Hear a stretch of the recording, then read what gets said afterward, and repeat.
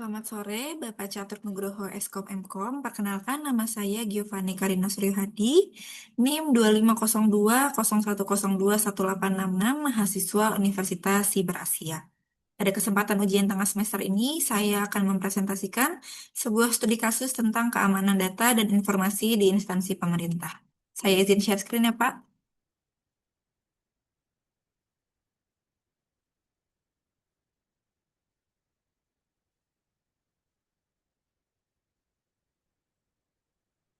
Baik, kali ini saya akan membahas studi kasus di Direktorat Jenderal Pajak atau DJP.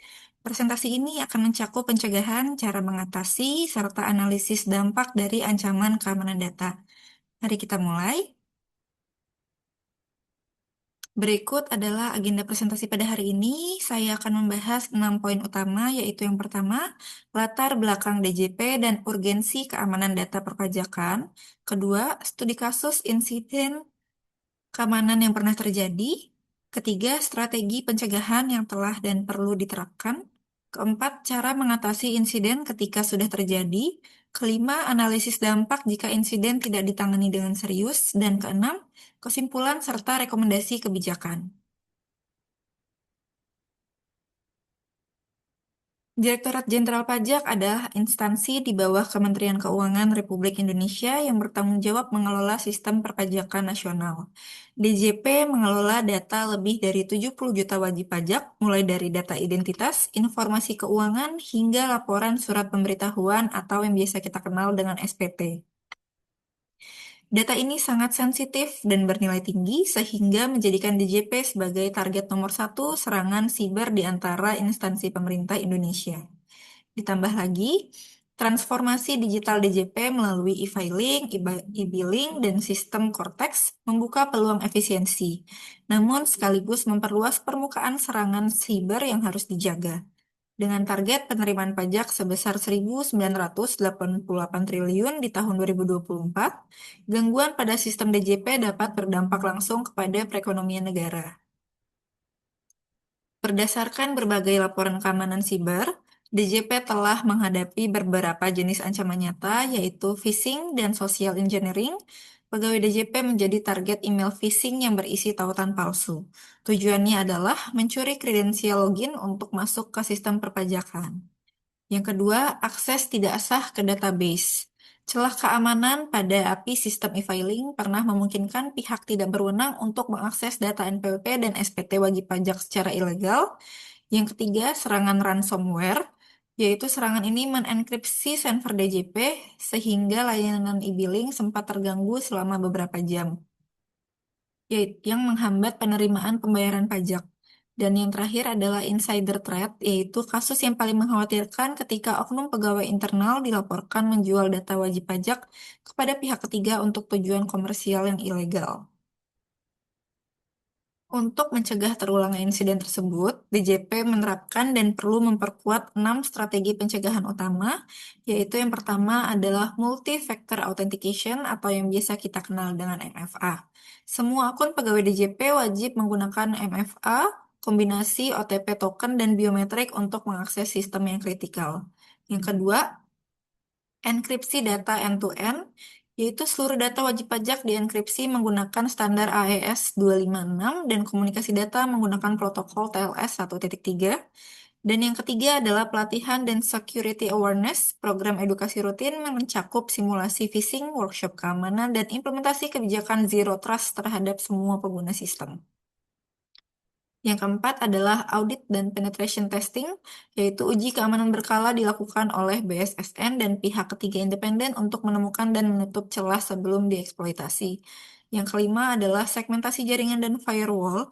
Jaringan internal DJP dipisahkan dari sistem publik menggunakan konsep air gap yang dilengkapi firewall generasi terbaru dengan deep packet inspection.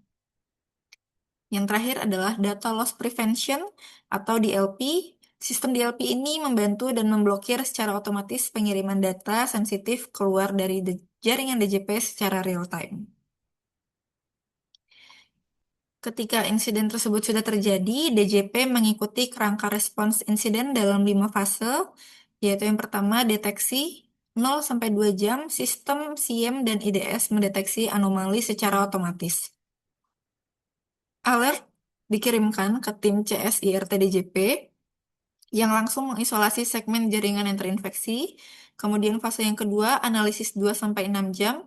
Tim forensik digital bekerja untuk menentukan vektor serangan, mengukur cakupan dampak, dan mengidentifikasi data yang berpotensi bocor. Fase yang ketiga, penahanan 6-12 jam, akun yang dikompromikan diblokir, patching darurat dilakukan, dan sistem di rollback ke snapshot aman terakhir. Fase yang keempat, pemulihan 12-48 jam, data dipulihkan dari backup terenkripsi, integritas sistem diverifikasi sebelum layanan dibuka kembali. Wajib pajak yang terdampak diberitahukan.